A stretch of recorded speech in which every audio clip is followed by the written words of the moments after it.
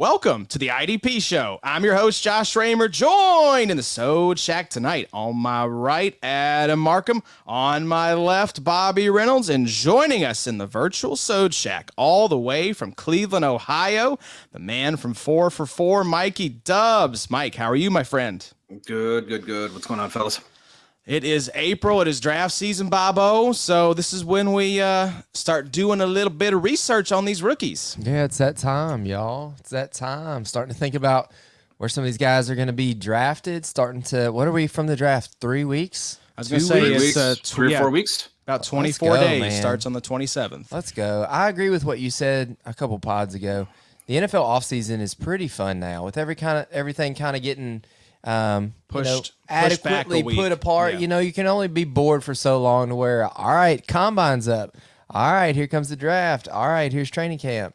You get about 3 weeks to look back, and then the combine's here, and then you're basically into like free agency and rookies, Mike. It's the best. Yeah, I mean, it's the NFL is basically just like F the NBA, F your NBA, F your MLB news. We're just gonna like dominate you because you got the NBA trade deadline. They're like, nah, we're just gonna hit you up with free agency. Oh, we got this, and like, nah, we got this. So yeah, the NFL is. I think they're just trying to get every little bit of money that they can out of us, and we're just happy to continue to fork it on over. We're suckers, Addy. Happy to do it.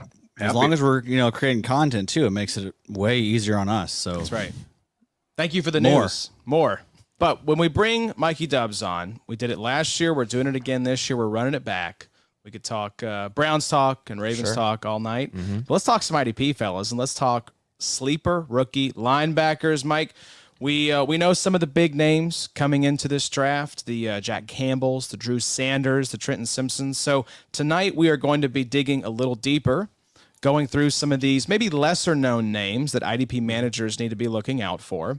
But what are your thoughts, Mike, on rookie linebackers in general?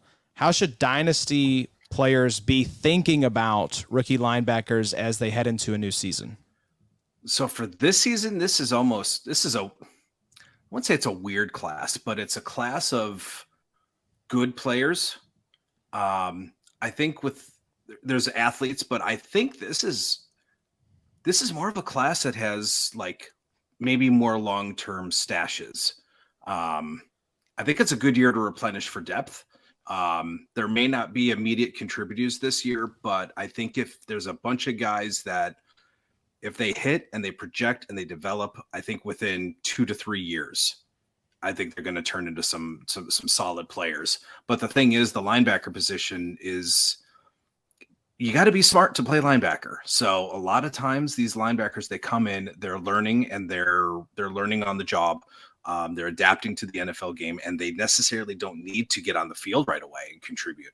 So they're getting on the field toward the middle of the season, late in the season. I mean, only two rookie linebackers last season had more than 800 snaps, and that was Devin Lloyd and Quay Walker. And Devin Lloyd even started losing snaps toward the tail end of the season.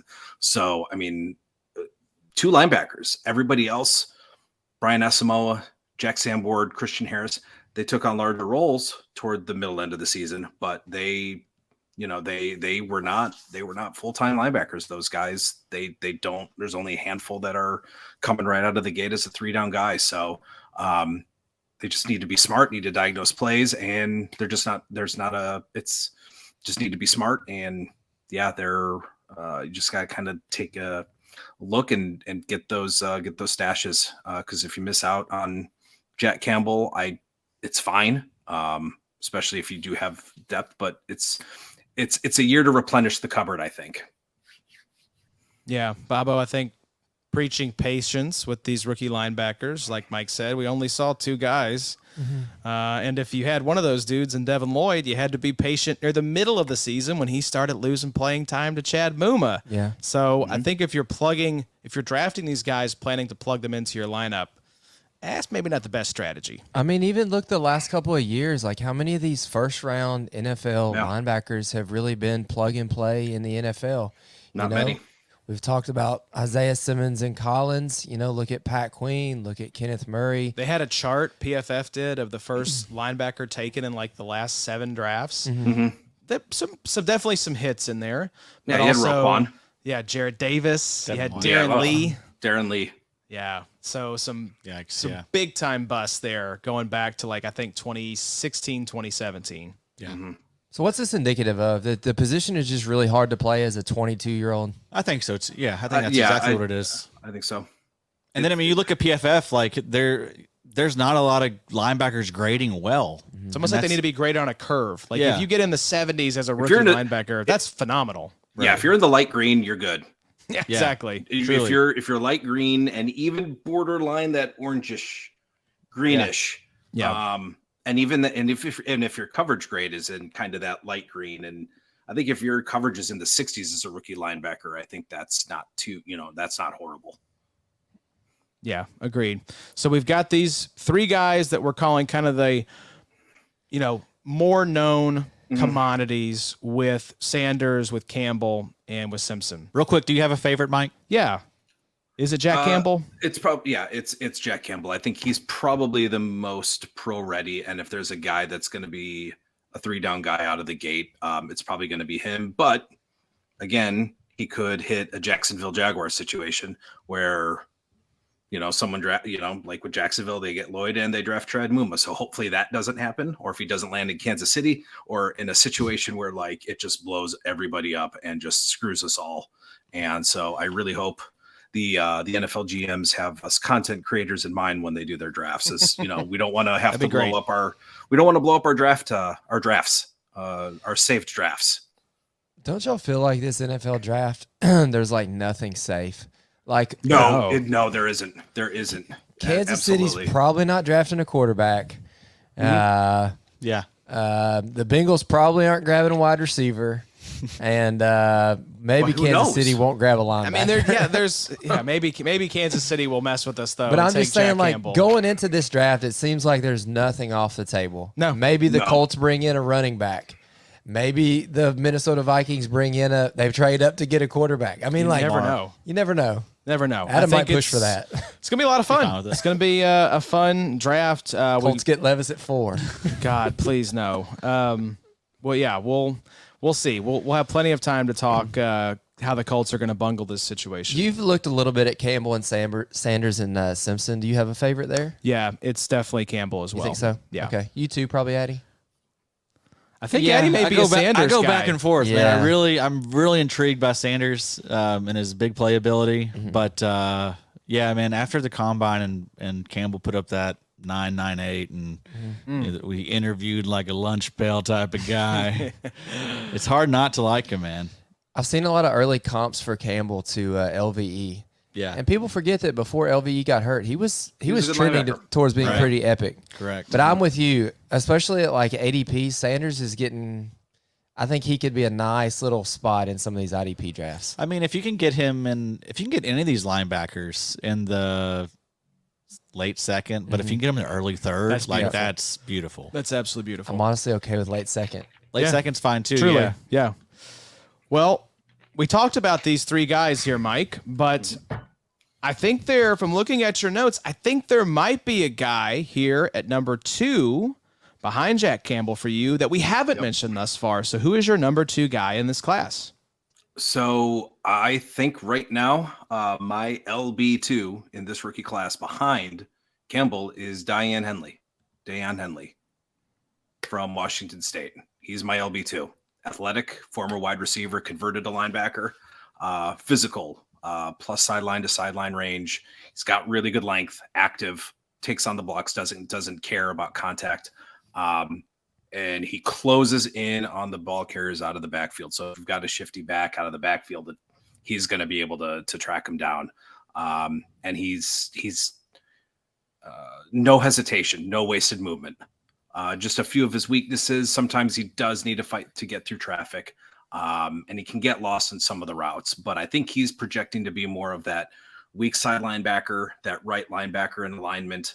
But once he accelerates and covers ground, man, and especially if he's asked to pass rush, almost a 27% pass rush rate, 14.9% tackle rate.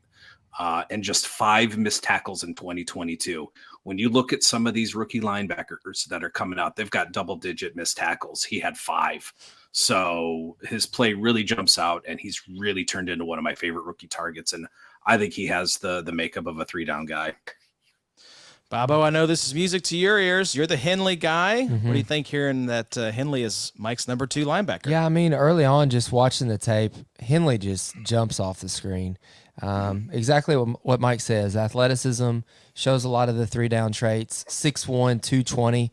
His senior year at Washington State, 106 total tackles, 12 tackles for loss, 4 sacks, 1 INT. I really think the guy's dynamic. He can kind of do it all. I'm just excited to see who grabs Henley more than anything. I think what will really elevate this LB2 status here for Henley is if a team that has some opportunity grabs him. You know, if he were to go to a Seattle like I was dreaming of before Bobby Wagner went back there, and maybe even still, you know, that's a possibility. But I don't know where I could see Henley going to where, you know, maybe Houston. Be a great I don't mind him in situation. Tennessee. I mean, there's not really, I mean, you got Monty Rice, Azeez Al-Shaair. So, I mean, you got a couple of just guys. So I wouldn't mind him there in Tennessee. There's honestly a lot of spots for these linebackers. I know it seems like there's not so many because, you know, we like guys like Brian Asamoah and Nakobe Dean, but like if anyone gets drafted there with, you know, 2nd, 3rd round draft capital, that's pretty enticing. Yeah, that's a good situation. So, I mean, there's a lot more spots out there. There's probably, you know, 10 or 12 decent landing spots for some of these rookies. And I don't know that there's 10 or 12 linebackers really that you want, you know. You could go almost team by team around the league and talk about how many teams. Los Angeles Rams still need a running back, linebacker.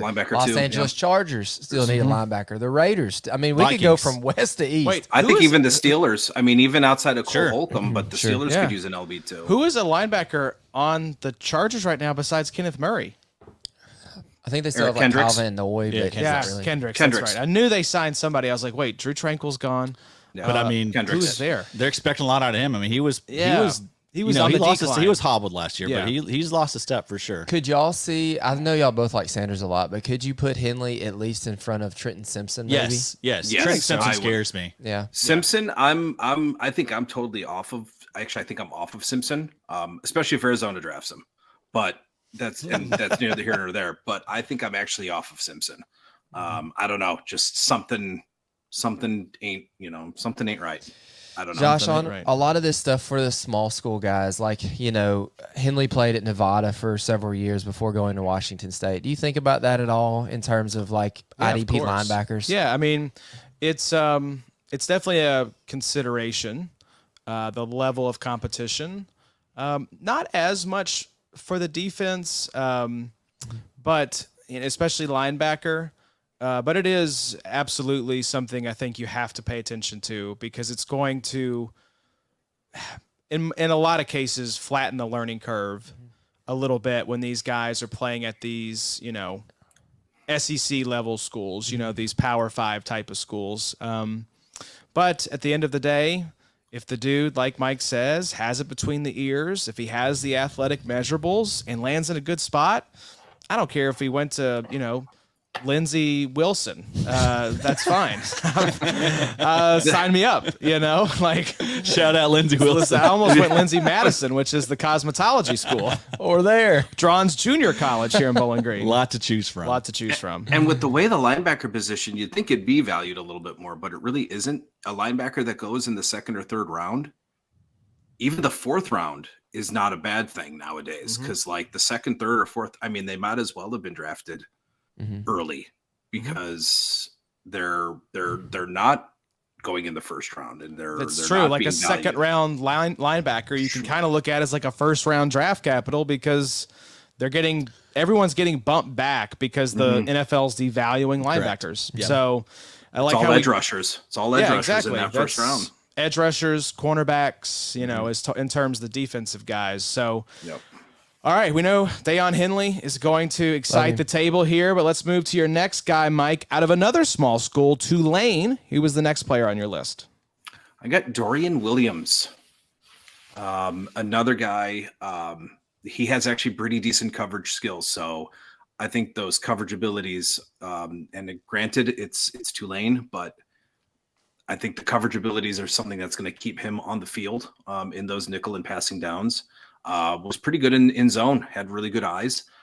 He yielded just 143 yards in coverage and 59 yards after the catch. So pretty solid in limiting yards and getting to the tackle and not limiting and just limiting those yards after the catch.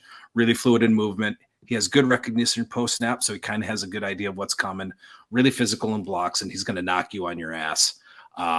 Does a great job at disguising his dropping coverage, and if the quarterback is on the move, again, doesn't hesitate. No wasted movement in getting after the ball carrier or the quarterback. Again, just a few weaknesses, and like a lot of some of these rookies, just shedding blocks. If he doesn't break off the block, he'll get pushed around a little bit and just needs to get a little bit shifty in getting past the blocks. But he has really good speed, really good length. Could be kind of that overhang type linebacker that Isaiah Simmons is, but I actually like him a little bit more than Isaiah Simmons. Just something about him. Depending on the draft spot, again, he may not be productive year one, but I do think he kind of is going to be a steal in rookie drafts and a pretty decent taxi stash. So I think if you get him in like the 4th or 5th of your rookie draft, I think you're shaping up pretty nicely and stash him on your taxi squad. And if he does have a good landing spot, you might be able to bring him up a little bit quicker. But I think defensive coaches are really going to like his coverage ability. I like this guy. Looking at the rookie ranks you got here, Addy. We're talking about 6'2", 228, 4.49 40 with a 92nd percentile speed score. And what do we got here? 8.79 on the RAS. 14 games last year, 132 tackles, 8.5 tackles for loss, and 5 sacks. Yeah. What's not to like about this guy? Very nice, man. I mean, 15.6% tackle rate, 7.3 tackles per game. Yeah, 19.3 in last year, 132 tackles, 15% win rate, get pressure. So, but he's tackle machine and that's what we want out of our linebackers, right? Tackles. Yeah, absolutely. And I mean, you like that he can, get back there and get some sacks too. Like he reminds me a little bit of Nick Bolton, like how Nick Bolton was kind of slept on in rookie drafts. Like you could get Nick Bolton in like in your non-sharp leagues, you get him like in the 5th round. Yeah. And then we know the rest of the story there, but this could be a really sneaky late round pick for you. Basically, in 3 years of playing it, he played 4 years, but 3 years of a lot of games played at Tulane. He had 27 tackles for loss, 9.5 sacks. That's nice. A lot of tackles. The solos. 316 tackles, basically in 3 years. So 43 games. Yeah, over 2,000 snaps. Yes, and I should mention those tackle rates that I'm talking about, those are career tackle rates. Yeah. So 15.6% career tackle rate. That's like the best of anyone on this list. Wow, that's nice. I think 189 solos. So if you're in those 2-point per solo leagues, he can get the solo tackles. I think he had 81 in 2022. And with some of these guys, you see kind of like the more assists than solos, but not with this guy. Also, in Addy's rookie ranks, you can find a lot of this information. Oh, that's where I'm looking at it from. It's so everybody's got all clear. Of it in there. It's IDP pretty ridiculous. It's a great resource. There's many lists out there like this. Yeah, you had tackle rate. I love it. It's R and then the number 8. That's fantastic in the ranks here. But yeah, I was talking to Macri today. NFL tackle efficiency average 13.3%. So this guy is well above average. You love to see it. Oh, let's also mention this. 97 tackles, 15.5 tackles for loss, 3.5 sacks as a sophomore. Let's go. Very nice. That early production. We love going to see against guys that were likely much older. Love to see it. Love to see it. Well, this is great, Mike. We're touching on some guys that are getting us excited here. So let's keep the ball rolling. Switch over to the SEC and talk about the third guy on your list. Who do you got? I got Owen Pappoe. Pappoe. Yes. We're going with Pappoe. Yes. Another thing that's pretty common is the undersized linebacker, the 6'1", 215, 220. And I think the NFL is just going to have to adapt to these guys. They can play. They're relatively durable because if you look, they're playing 600, 700, 800 snaps. So obviously the NFL game is a little bit different, but football is football. But Pappoe is aggressive. He's twitchy, and his play it seems to make up for his size. He's got plus sideline to sideline range. So he has range in matching up in man and zone. Dude ran a 4.39. I try not to get up in the 40-yard, but seeing his 40-yard and some of his tape, it matches. He hits the gas on the burst. He's a big hitter. Uses his hands pretty well to kind of cut through traffic. Has the athleticism to run with tight ends and pass catching backs. And again, last season, just 7 missed tackles over 806 defensive snaps. So he's efficient with his tackling, doesn't miss.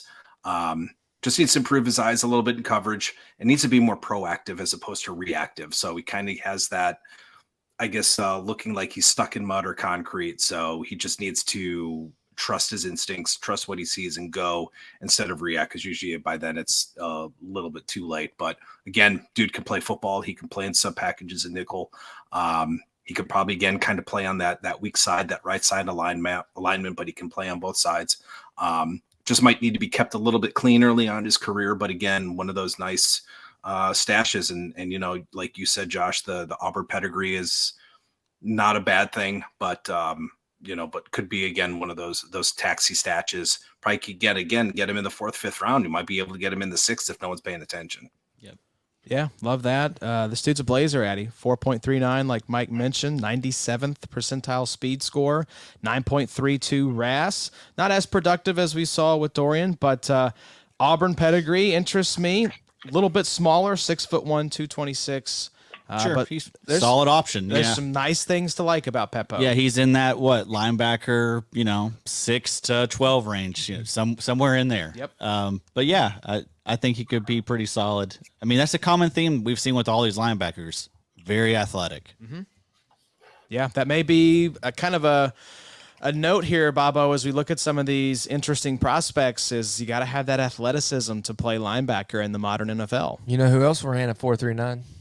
Bobby Reynolds. Bobby Reynolds. And Bobby Reynolds. That's accurate. Yes, I did run a 4.39. Was that before, after high school? It was peak high school. Peak high school. That was yesterday. Yeah. It was he was out timing himself at the disc golf course. That's it. But no, I love to see it, The SEC stuff does elevate it. It just makes you think, okay, maybe this guy's a little bit more, maybe NFL smart, Seen a lot of defenses maybe. Seen a lot more, I don't know. Maybe just a lot more ready. I don't know. Maybe that's a thing in the past, honestly. I think it should be.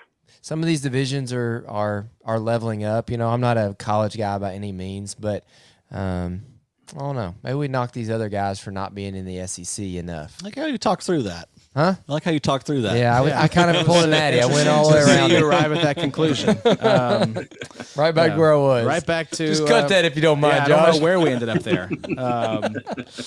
But Peppo, like Adam said, kind of in this, 6 to 12 range. I think there's going to be... I might draft him for his name. Yeah, honestly. I mean, Peppo is very... There's from doing the combine recap when we were just feeling our way through the darkness there. Bolton, Simmons, and Peppo at law. Yeah, exactly. Are we talking about Servassier tonight? Are we getting there? I don't know. I did see a Mike Jones. Who? Mike Jones nice. later, little further down in Adam's ranks, which is fantastic. But there's a Servassier Dennis. Wow, that's for real. That's true. That was what was it? UK has a running back, Cavassier Smoke. Mm-hmm. Oh wow, nice. I think that was it. Yeah, that's incredible. This is linebacker out of Pitt. Yeah. Is that better or worse than Smoke Monday? That's a good one too. Isn't that Divine Diablo is still the best name? Yeah, that's true. That's really strong. We talked about Smoke Monday on last year's pod with Mike. I remember having an extensive Smoke Monday discussion. And it didn't turn out well at all. I know. We did not smoke Monday, Tuesday, Wednesday, really any day of the week. Yeah, it was sad. Well, although, I've heard the one linebacker, though, that I didn't touch on that actually has a pretty good name, Bumper Pool.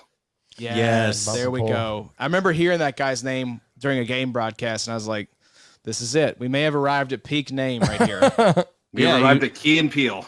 Exactly. He's there with Drew Sanders, man. That guy was Bumper Pool was a tackle machine. I literally can't listen to you say Bumper Pool was a tackle machine. There's no way he's not going to be a tackle machine. He had to have like 6.9 tackles per game or something absurd. We need to find it real fast. Hold on. His dad's like a billiards champion. I was gonna say, has anybody played bumper pool? Has anybody played bumper pool? Actually? No, I have not. I have. It's interesting. I've played bumper bowling. That's actually my preferred. Is way bumper to play pool bowling. the one with all those like knobs and stuff in the middle all the knobs of it? and you got to get around? Okay. Yeah. So I have played it. It's really difficult. Is it? It's really hard. It's like, let's make a game that's already hard way more difficult. No thank you. And you just have one hole to get it into. Come on now. Okay. Bumper pool had 441 college tackles. Jesus. 16.6% tackle rate as well. That's insane. So that was like 8.6 tackles per game. But that was the guy that was next to Drew Sanders. I put that together there night watching the games. Like, oh yeah, bumper pool. That's him. That's the guy. A new LB1 emerges. Exactly. Well, there you go. Just a bonus name thrown in. Scrap folks. everything. Yeah, we'll just end it right there. Some bumper pool talk. Save awesome. a 10th for bumper pool. That's right. Get your 10th round picks out. Watch him really hit. I've heard of all these names, Mike, from when we did the Combine recap pod, but this next guy on your list is one that I hadn't come across yet. So let's talk about the next guy on your list. Yeah, from NC State. He is he really kind of just emerged over the last couple of weeks for me, honestly. Isaiah Moore, NC State. Did some review on him, and he just kind of stood out. Has a really good inside linebacker build. 6'2", about 235. If you don't account for him in pass protection, he is going to make you pay, and pay you will. He's slithery. Takes really good routes, good angles to get to the ball, and was one of the top run defending linebackers in the nation last season. So can really good running downhill, stop the run, shoots the gap with no hesitation.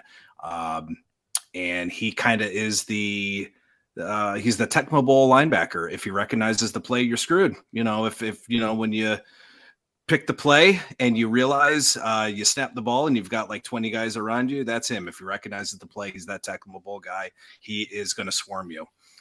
Processes things quickly, can hold up in traffic. Just a little bit, a few of his weaknesses kind of seems a little bit robotic. He can be over aggressive and overrun plays. So if opposing offenses figure that out, they'll just be over to overrun him. And he kind of can sometimes struggle to recover in zone because of his robotic. But other than that, pretty good athlete. Can get to the quarterback and get pressure. 27.7% pressure rate. Over 3 seasons, he played just over 1,600 snaps and had a 13.4% tackled rate. So Isaiah Moore is definitely has risen up my board, and I have no problem going with a 3rd or 4th. If you're like a get my guy type of a drafter, if you really like him, probably 3rd or 4th round. I don't have a problem with reaching on him. Sounds like Mike may be planting a little flag on Isaiah Moore there. Maybe. You love him? It sounds like it, Eddie. Sounds like he might be sitting in a tree. Little Smitten, K-I-S-S-I-N-G. I was gonna go D-R-A-F-T-I-N-G, but I didn't want to misspell it, so I couldn't do it fast enough. I didn't trust my brain to spell that. You would have cut it. You would have cut that. Yes, I would have. I always cut my mistakes. Oh yeah. But it's always such a laborsome task to help me and Adam out. Oh, I've cut some of your stuff, Bobby. I messed up a millisecond. Come on, what do you? So if you're planting the flag on Moore, Mike, where's your peak landing spot?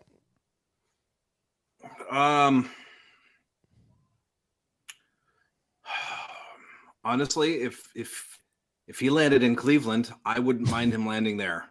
I mean, I know they've got Koromoa, but other than that, behind Koromoa, I mean, Anthony Walker is a good leadership guy. And actually the run defense kind of turned to crap when he got hurt. But if Cleveland drafted him in kind of that 4th, 5th round, I wouldn't mind that spot at all. I mean, again, some of the other spots we touched on with, with the Steelers, the Raiders, those types of spots, I'd have no problem. I wouldn't even mind the Giants. Giants, I think, are still in need of an off-ball linebacker, even though they got Okereke. But who's behind him? I mean, Micah McFadden, I mean, he could be just a guy. They brought in Deion Jones today. Just for a visit, Adam. Just for a visit. Don't you put that. They're not going to let that guy leave. I tell you that. Don't you put that Abel stank on my beautiful Bobby O shares. Can we have someone replace Alex Enzalone in Detroit, please? Yes, for God's sake. What are we doing there, guys? Yeah, this is where that's Jack Campbell, Drew Sanders. Can you imagine? Please go there. Please. Please. More. What if Moore goes to one of those juicy spots, Mike? What are you going to do? How high are you willing to take him? Are you willing to spend a first round pick? Oh, I'll unload the clip. He'll be my 101. Over Will Anderson. 101. There you go. As it should be. That's what IDP needs. We need to have a big take like that. Oh, it's Isaiah Moore over Bijan. Yeah, exactly. Lead the charge, Mike. Yep. And then every week he's checking in and showing how much more is Let me know how that pans out for you, Mike. Bijan at number 2. Go over. Yes, behind an IDP. Yes, I think he would stop reporting in almost immediately about that. Well, let's keep it rolling here, Mike. This is fun. I'm enjoying this, and let's talk about a city that the people around this table have been to quite frequently. Cincinnati. Who is the next linebacker on your list? Ivan Pace. Very small. Very small. 5'11". And it shows up. Easy, Mike. And it shows up. Small. Pretty big.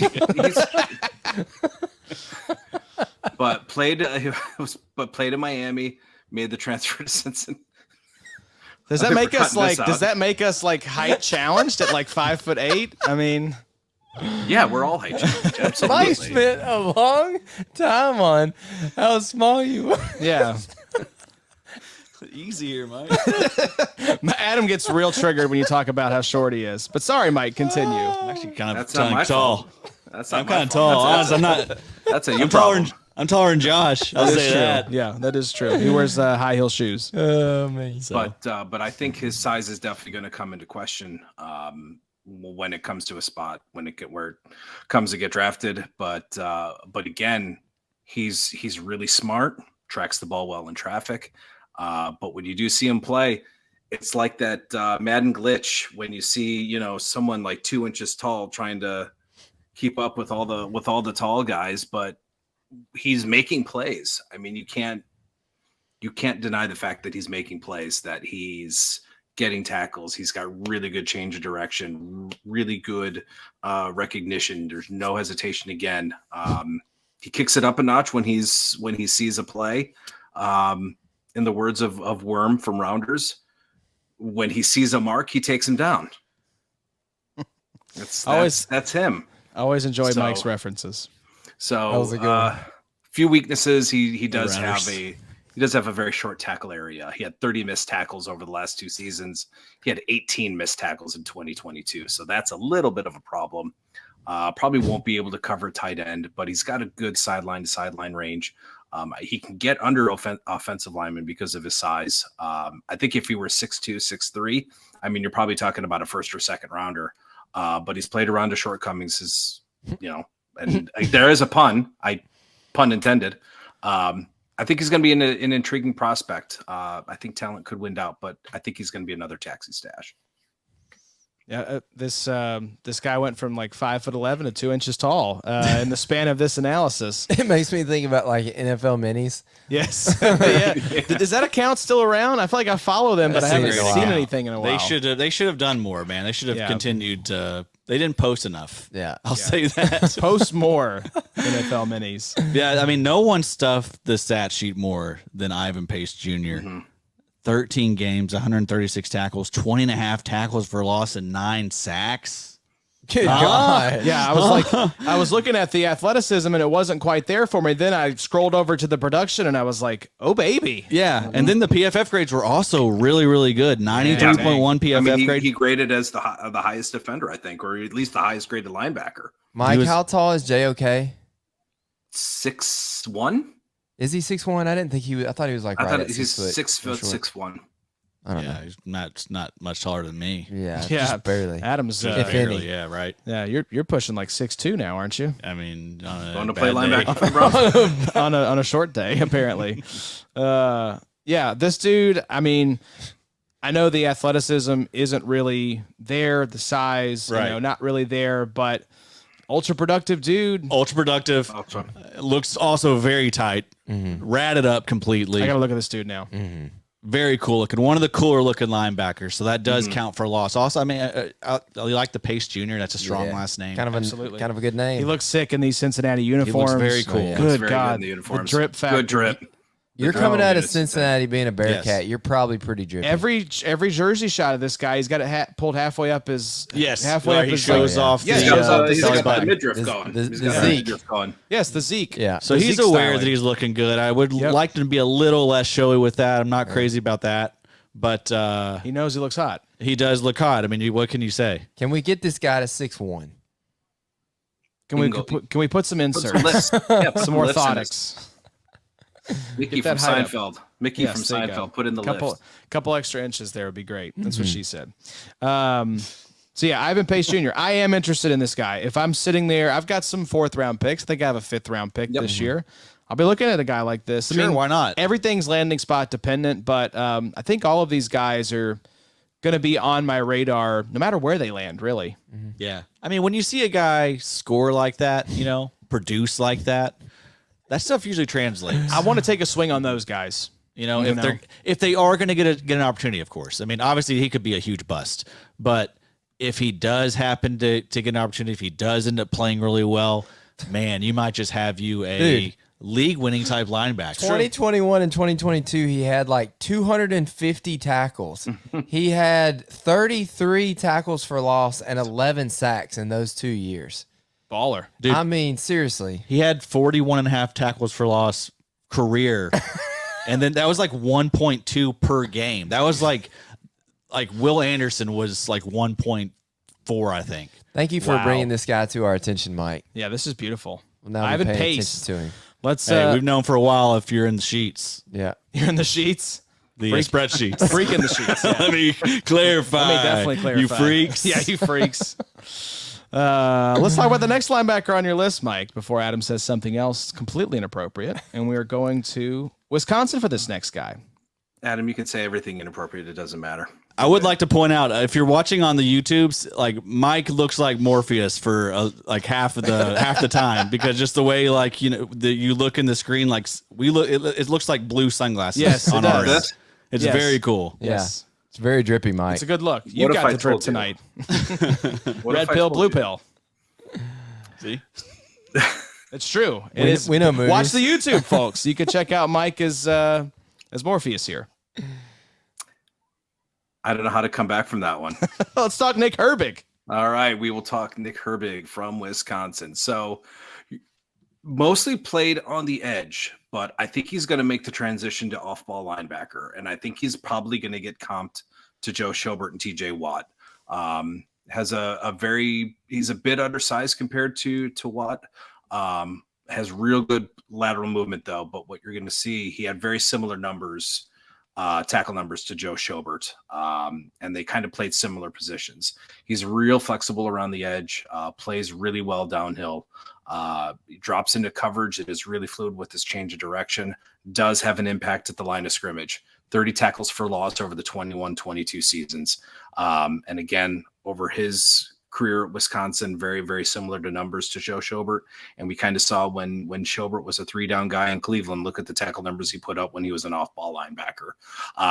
Very slithery, and he has really good hands that really kind of catch opposing offensive linemen off guard. Really good really good recognition pre-snap that I think can also help him transition to an off-ball linebacker. Some of his weaknesses, just no real experience in man coverage, and there is a little bit of an adjustment to transition to off-ball linebacker, but again, has speed and athleticism, I think, to make that transition. Just might need to hit some of the weight gainer, hit that weight gainer 3000 beefcake for all you old school South Park fans. The references keep rolling in. I don't know any of them, but I love that Mike is throwing them out there.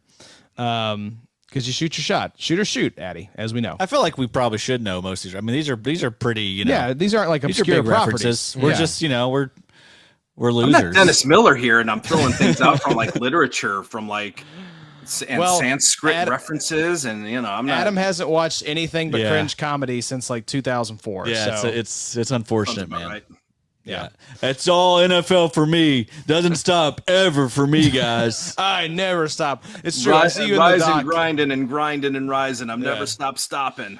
Yeah, that's right. I don't have time for it. That's a promise I made to the listeners when I signed up for this in 2019. I do see edits at like 1:40 in the morning, Bobo, on the spreadsheets. Hey, I'm here for it. If you've been in the stat sheets, you've been in the rookie ranks here lately, you would understand. There's levels. There's levels to it. So, Bobo, what do we think about a guy possibly making a transition from edge to off-ball linebacker?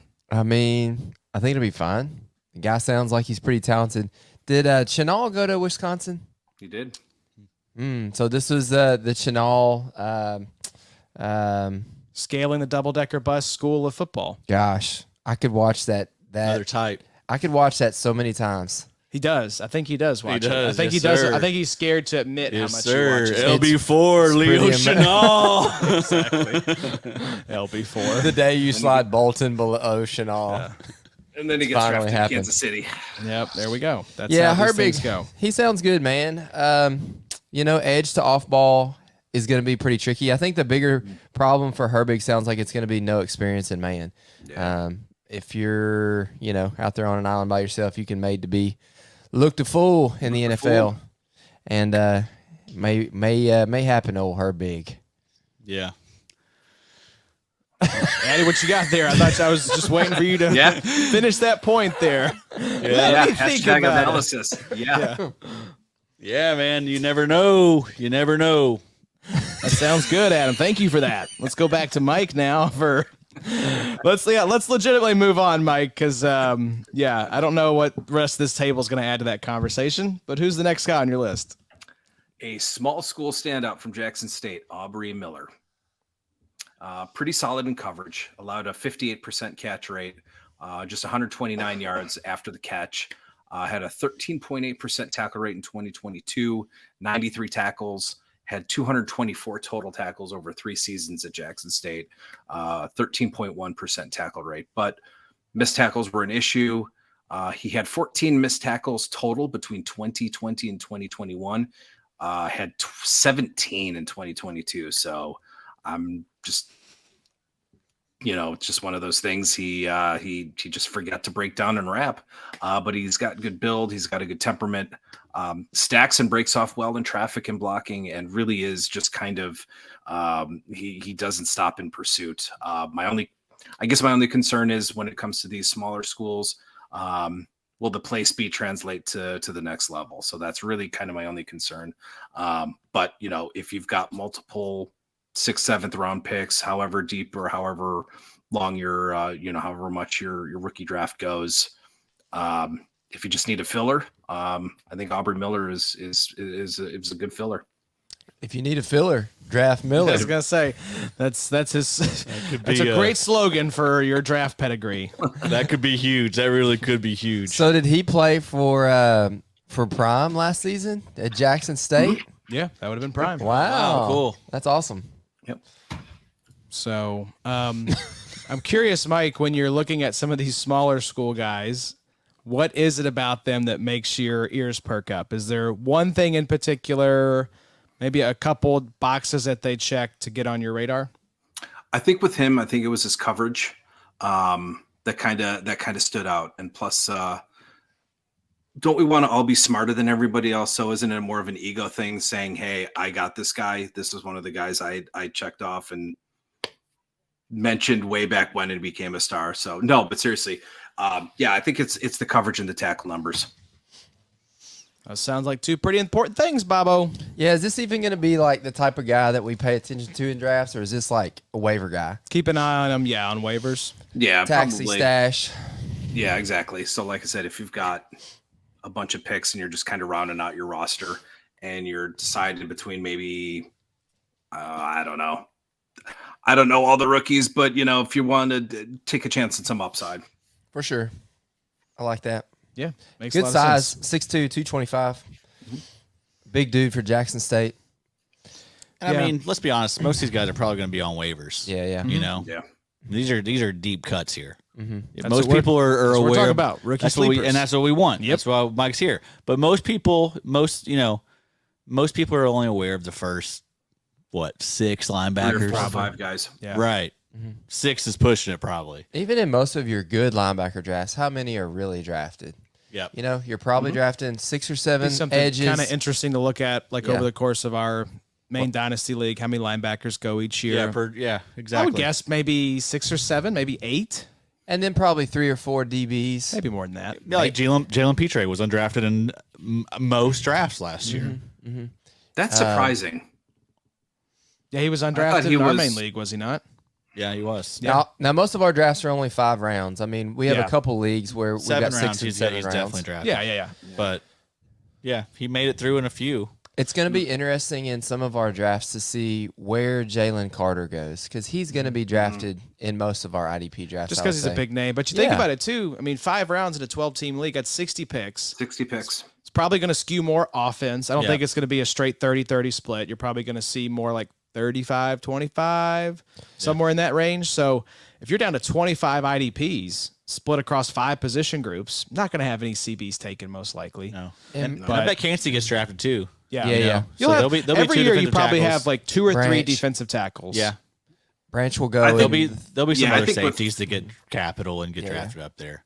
Yeah, I think with this draft, I think it could be a linebacker. And then you'll probably have, I think, like 3 or 4 big safeties go next before another linebacker, I think, is taken. Hmm. And it's and I know we're a linebacker thirsty group because I mean it's like the running backs. You look for a running back and that guy's gone. I think we've all become real linebacker thirsty. But I know. should we be? Shouldn't we be edge thirsty? I mean, because I think like in this edge draft we thirsty. will be. it's great to be like linebacker knowledgeable and know depth charts because when Shaq Leonard doesn't play, then you need to know Zaire, and then when Bobby O signed somewhere else, you need to know that they re-signed DJ Speed. Like you need to know the depth of these teams. Yep. But man, like I don't know, IDP wise, just like we've been drafting in these best balls, pay attention to your dang edges. Get your edges set, and then we can figure out linebacker and DB well into the 30th round. You know, I think with edge though, I think again it's a learning curve. Some of these edges only come with really one move. yeah. And once and you know, if that move gets figured out, you need to develop another move set. So I think that's sometimes the issue with some of the edge rushers is they haven't developed those secondary move sets. But I'm paying attention to any linebackers that attend Von Miller's pass rush academy. So you pay attention because Max Crosby was a graduate of that. So pay attention to those edge rushers that attend the Von Miller training camp. Mike, are you where are you at with Will Anderson? Is he already immediately up there with Aiden Hutchinson, Kayvon, Jalen Phillips, those types?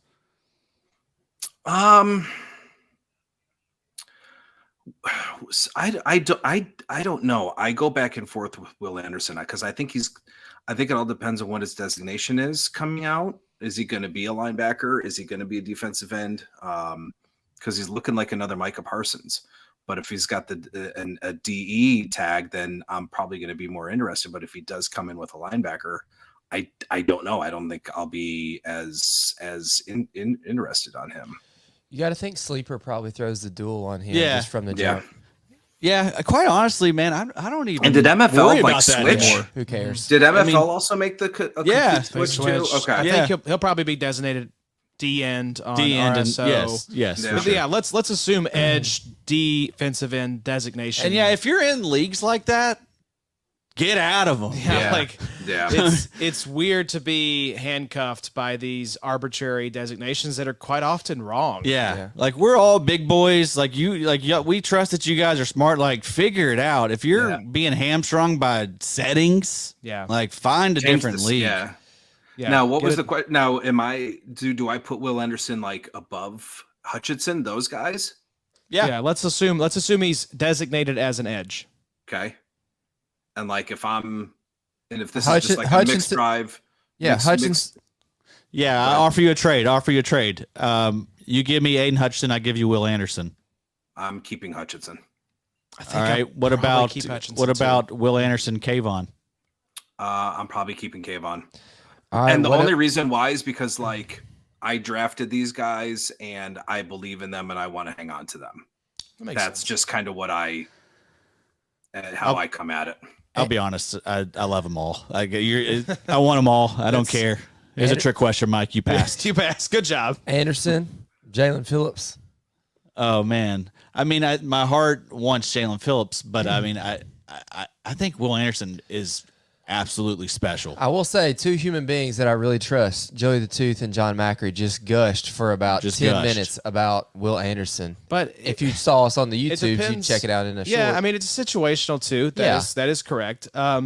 It's situational. I'm interested to see what Fangio does with Phillips and Chubb, though.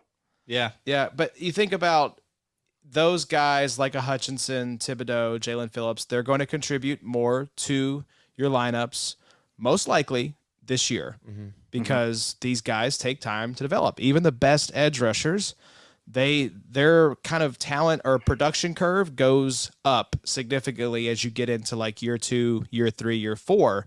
So it just depends on where you're at. If you're a rebuilding team and you have a chance to grab a Will Anderson, stash him, sure. But if you're a guy that's pushing now, give me those other guys. Yeah.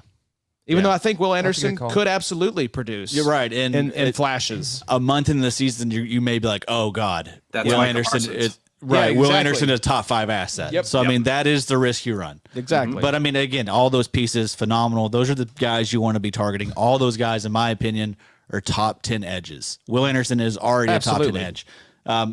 This is relevant. Top 10 overall already? Edge, yes. I think so. In Dynasty, absolutely. Yeah. He's 21. I mean, and he's going to be a top 5 pick. Athletically, everything's there. College production is definitely there. Early on, college production was elite. Like, the guy checks literally every single box. And then you reread the comments. I read the comments this weekend on Athletic. They talked to like former coaches and stuff, and it's just like gushing every single thing you want to hear. It's like if Will Anderson busts, we really need to reevaluate some things. Yeah. I guess this reminds me of Aaron Curry from 2009. Aaron Curry was a can't miss edge rusher, and so I always have those guys in the back of my head. But yes, top 10 I think is a hot take when it comes to overall already. Probably 15 maybe, but I mean yes, fine. If you're a little more conservative, I totally get that. We always are a little more optimistic with these younger boys. But I ran a poll this weekend. Scientific, all right. You're the big poll lover. I'm the big poll lover. A lot of people are aware of this. But Will Anderson or Joey Bosa, which do you prefer in Dynasty? I'm probably taking Anderson. Did you say Will Bosa? Will Bosa. Beautiful Freudian slip. Combine them. That'd be nasty. I'm going Will Anderson. That's easy. Yeah. Oh, for sure. I've never been a Bosa guy, but I've got Bosa on my top 15. Yeah, even the optimistic Bosa manager is saying, "Yeah, give me Will Anderson." Okay, well, what about does Danielle Hunter change that? If I said Danielle Hunter or Will Anderson? Will Anderson. For Dynasty? Yes, correct. Oh God, I guess it all depends on your situation. Because if I'm in win now mode, I want Hunter. If I'm in contention, I'm keeping Hunter.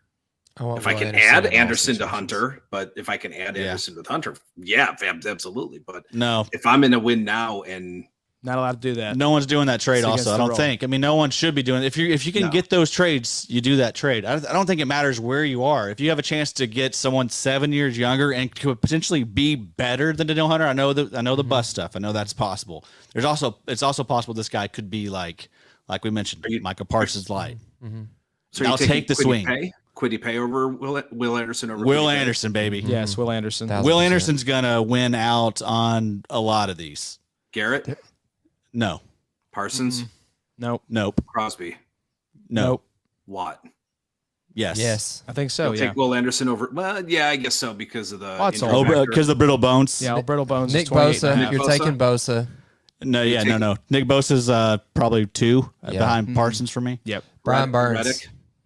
Yes, I'm taking him over Reddick. Yeah, me too. Take him over. Yeah, what about Burns? Burns is actually up there, but I could see this. I could see that flipping. I could see. I think I have Burns like 5. That's a good one, right? But that's a good one. I think that's like. I think there are no-brainers for me, and then there's this group that is no-brainers on the other side, the Kwity Pays, Danielle Hunters. There's also this group where I really struggle, the Brian Burns, Kayvon Thibodeau, Aiden Hutchinson range. That's I'm the like, tough man, that's where does Will fall in But that those pecking guys order? absolutely deserve the respect. And in my opinion, are top 12 locks. Should be.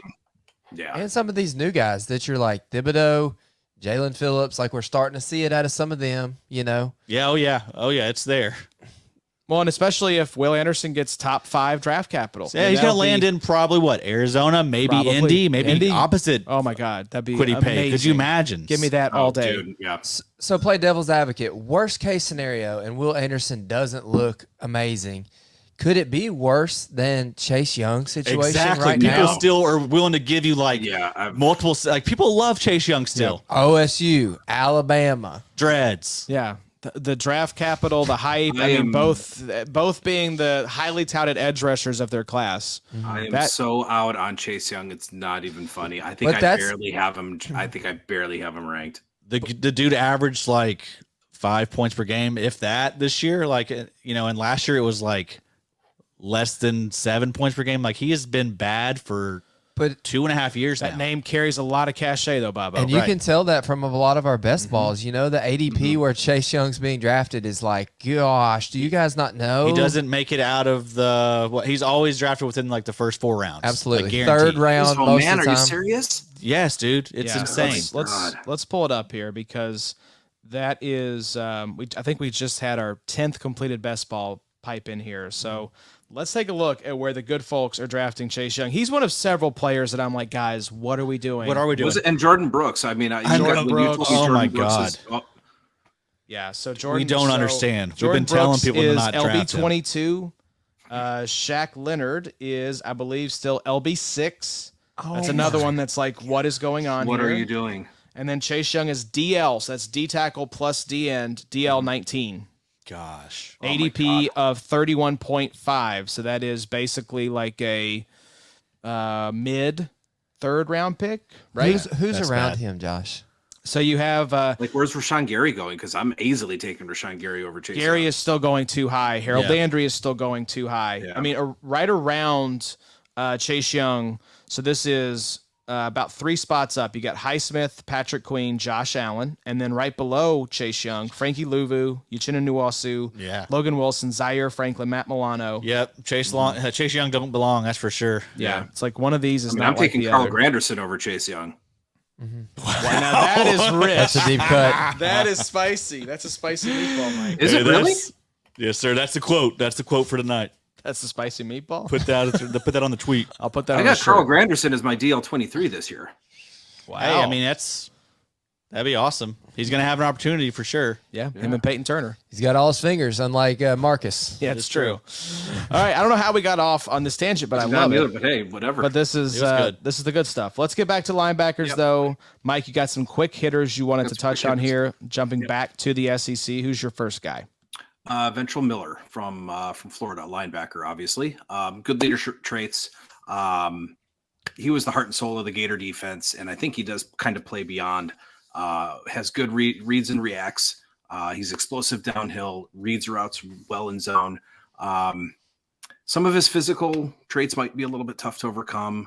Not really overpowering. Kind of gets swallowed up on blocks, but again, kind of that taxi stash type guy, sleeper name to kind of keep in the back of your mind in your rookie draft, depending on how many rounds.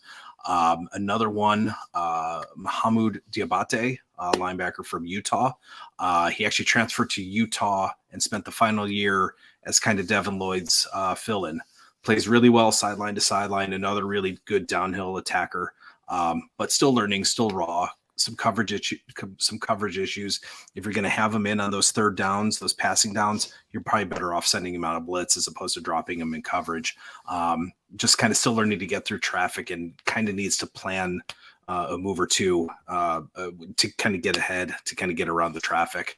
And then lastly, Henry Toe. It's a song. It is. It's a beautiful song. From Alabama, big school pedigree, NFL tested. He actually has experience of being a play caller, so maybe a future Green Dot. Short area quickness and covers ground really good in a hurry. Can kind of struggle in coverage responsibilities, especially in zone, and just kind of needs to clean up some of the tackle fundamentals. 16 misses last year, over 780 snaps. And then lastly, another guy that kind of popped up, Kyle Sowell out of Arizona State. Really good height and size, 6'4", 235.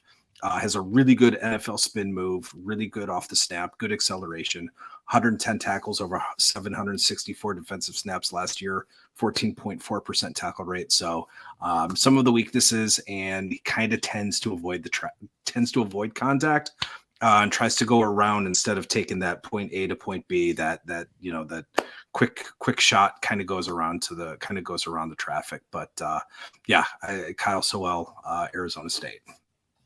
There we go, boys. I think in total that was like 11 names that we touched on. So great stuff, Mike. We appreciate you coming with the deep cuts, both in the references and also in the players that we're talking up here. But folks, this is why you tune into the IDP show. We're going to give you the names that really probably none of your league mates, if they don't listen to this show, are looking at. So a lot of these guys will probably be available late in your draft, and I think draft capital will play a big part in which of these dudes we're interested in maybe taking a swing on. Yep. There is just free money usually out there on the waiver wires for you if you play in leagues with offense and IDP. Yeah, so one name that I didn't bring up that is kind of on my fade list, and it's not Trenton Simpson, but what do you guys think of Noah Sewell? Bobo? I don't have really an opinion one way or the other. Okay. The only ones that we kind of talked about there at the end that I have some interest in is the Henry Tuoto. He has Poor some guy. Never going to have his name pronounced correctly. He has really good production at Alabama. Over 200 tackles in 2 years. Has some really healthy TFLs and some sacks in the last couple games. Last couple years. I mean, I don't really have any hardcore fades right now at this point. I think the biggest fade would be the one that you probably started off the episode talking about, Trenton Simpson. When you watch Trenton Simpson's tape, it's just not very encouraging, at least to me. I'll be coming out probably with Mock 3.0, I think, this weekend. I don't even know. Trenton Simpson will be pretty late in there. I don't know if he'll be in the third or the fourth. But I'm very encouraged to see that you have Henley as the LB2. I don't know that I'll get that high because I really do like Sanders, and I think the NFL is really going to like Campbell. But I like the athleticism and the possibility that an NFL team could fall in love with Henley. I really love that upside that he kind of holds. So for me, just looking at Sewell's production, it doesn't seem like the dude was hyper productive. I mean, 12 games, only 56 tackles. He did have 5.5 tackles for loss, but only a sack and a half. It's pretty meh. That's pretty meh. I mean, very meh. Size is okay, 6'1", 246, but 8.36 RAS, so that's okay, but nothing really to write home about. That's average. In this class, it's average. There's literally all those top three linebackers we talked about. Those guys are all like 9, 2, 8 and above. Yeah. So I mean, Sewell is a name that always gets brought up, and I don't know if it's because of the bloodline, because of his brother, and that's why. Yeah, Oregon. And it's just a name that I looked at again in production. I'm like, nah, I don't really. I don't know. He didn't have a very good year last year, so that kind of was a concern. So yeah, I probably won't have him anywhere. You still a pretty healthy believer that you think Will Anderson will go in the first round of IDP drafts? I think so. I really do. Especially, I think he will go top 5. I think he will be the first non-quarterback selected in this draft. I think it will be. It depends on. I think it depends on who goes up to 3. If someone trades up to 3 to grab a Richardson or a Bryce Young, I think you could see him at 4, unless another team trades in there that wants to take Levis or Richardson, whoever falls. But I really do believe that there's really no way that Anderson makes it out of the top 5. So top 5 pedigree, top 5 draft capital. I think he sneaks into the first round of most rookie drafts. The thing too with Anderson is I like a lot of the potential landing spots. Arizona, we would like. Indianapolis we would like. Be nice. The Pair him up with Panthers, Kwity Paye. Like. There's a lot of good. Seahawks are at 5, I think. Yeah, that'd be great too. Him and Uchenna, good gosh, that'd be very nice. It'd be fun. So there's not a lot of teams where he could land because you got to look at there's probably unless a team trades up, which would be unlikely. Usually you only trade up for a quarterback into the top 5. So there's like a very narrow band of teams that we could look at for landing spots for Anderson. Houston, I mean, I'm hearing chatter. After Jonathan Greener, they don't have anybody. Yeah.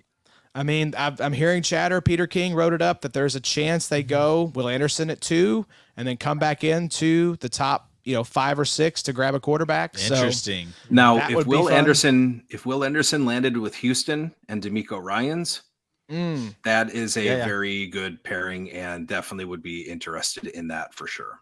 Can you give me the Grenard ADP? Because this guy has been such a value. Everyone just forgets about Jonathan Grenard. Yeah, he's buried. So where do you think he is? Any guesses? I'd say he's like DL 50, 60. Yeah. He is DL 61. Wow. Yeah, man. That is ADP of 148. He's standing alone down there. It's beautiful. So yeah, that's like end of the 12th, start of the 13th. Yeah, that's great. That's about as good as you can do in the 13th round. Yeah, let's say Anderson does land in Houston. Maybe there is a shocker at the top of the draft. There's nowhere there's no bad spots. He's for Will landing Anderson. spot proof. Will Anderson is correct. I wanted to see, where do you think he slots in once Sleeper adds rookies to the draft? Like, to the draft pool? What are we doing, Sleeper? Like, come on, let's get this rolling. The defensive rookies at least. Where do you think he slots in? I'll give you some names here. So Highsmith is DL 17. Matthew Judon is 16. Donald is 15. Joey Bosa is 14. This is for best ball. Best ball. Okay, so this is going to be focused on 2023. So That's this is essentially redraft. So I'm not going to be as high on Will Anderson in redraft, of course. Like best case scenario is what? Maybe he gets 10 sacks. So I wouldn't draft him. I'm not going to have Will Anderson in redraft at all. You think he's going to go too high in these sorts of drafts? Probably so. Yes. I think so. Yeah, he's going to be an overdrafted guy. Especially right after the draft. Right. Kind of riding off that the high of the draft. Aaron Donald or Will Anderson in best ball? Aaron Donald. Aaron Donald. Yeah. I agree. Aaron Donald's ceiling is insane. So we're getting down into Azeez Ojulari, DL 25. I'd rather have Will Anderson. I think you could make the case. That's where he belongs in that range. Yeah, DeForest Buckner is 23. Christian Wilkins is 24. Probably rather have Will what? over Wilkins, but I would rather have DeForest Buckner, I think. Wait, Buckner is where? He's DL 24. He's a great value, too. I'm sorry, DL 23. Christian Wilkins is DL 24. Those defensive tackles are always values when you lump them in like that as DLs Yeah. with the edge guys. Yeah. Yep. So a lot of good names, boys. A lot of good talk. This was fun. We touched on some best ball. We touched on some Will That's Anderson what we do, talk. guys. We're constantly thinking about it. Yeah, Addy literally never takes a break. He hasn't seen his family since we started this podcast. Miss you guys. Hope you guys are all doing well. Wish you the best, whoever you are. Daddy Can't remember your soon. names. Mike, take us out with what do you got coming up? Obviously, rookie draft stuff is hot right now, but what can we look forward to from you over at 4for4.com? Yeah, I've got right now just some basic stuff with free agency, coaching changes, but yeah, getting ramped up on the rookies. We'll probably have some landing spots after the draft. Finish, and then obviously rankings and projections are coming up at the end of April, beginning of May. So it's season, as we all say. But yeah, football season, it just the machine never stops. That's right, Eddie. As we know, it's not the off season, it's the on season. That's right. It's our thing. That is our thing. And Mike, we appreciate you coming in and giving us a little bit of a crash course here on some of these deeper rookies. Look forward to checking out your work over at 4for4, and we'll keep an eye on some of these names, Bobo, as we head into our rookie draft. Yes, sir. Maybe the Rams will do something in the offseason. Maybe they will. Maybe they will. You never know. Miracles happen every day. Fingers crossed. Fingers crossed that Ernest Jones can survive. Hey, we're doing good. We're doing good. We're happy happy to see it. Well, we will be back with you all. Our next scheduled episode is with Sigmund Bloom talking through the Bloom 100, the week of the draft. We'll probably be back at y'all in some form or fashion before then, but we got John Macri coming up with John Glosser next week talking rookie DBs and then talking linebackers with Kyle Bellyfuel. So we will have you covered top to bottom on this draft, Eddie. Yes, we will, Josh. You got a good heart. Thanks. I really appreciate that. And then make sure to check out the IDP After Show. We've got some cool episodes coming over at theidpshow.com. You can subscribe to that brand new podcast feed. We've got the IDP Show Draft Kit dropping on May 1st. So that's going to be no additional cost to paid supporters. So go check it out. Bobo just published an article today. We've got stuff coming out every day on the website. So go check it out, theidpshow.com. Best deal in fantasy. That's right. Come check us out. Come check out Mike at 4 for 4. Check out John Macri. Second best deal is Mike's thing. Yeah, John Glosser next week. And we will talk to you guys here very soon.